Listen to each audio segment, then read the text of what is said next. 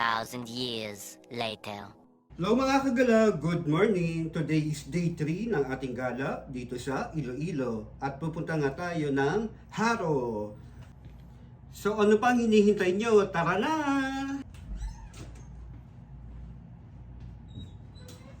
Hindi pala kasama yung camera ko. Naiwanan, tsaka yung bag.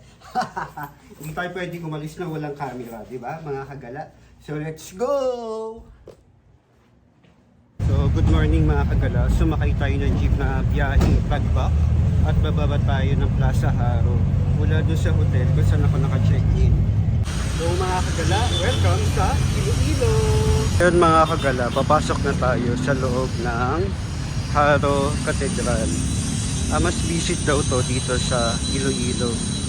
So tara, pasukin natin ang magandang simbahan ng Haro Cathedral mga kagala.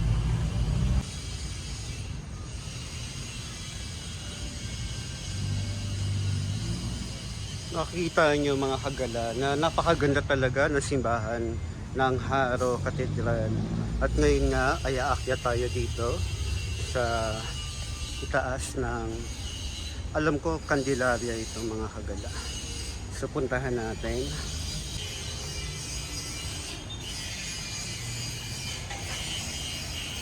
At mula nga dito ay tanaw na tanaw ang Haro Plaza at ang Bell Tower.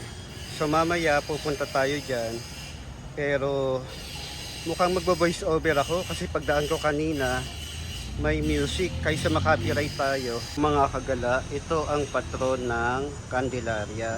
So maganda na makapag-pray tayo dito at makaas ng blessing po niya, no? At makikita nyo naman kung gaano kaganda ang Haro Cathedral. At ito ngayon ang Bell Tower, nasa harapan ng Haro Cathedral, mga kagala. So yan, gano'n simbahan, no?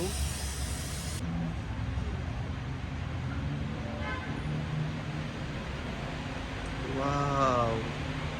Kita nyo mga kagala, ang ganda ng ceiling, no? Ng simbahan ng Haro. Kaso merong living ngayon mga kagala. So papakita ko na lang sa inyo yung simbahan ng Haro.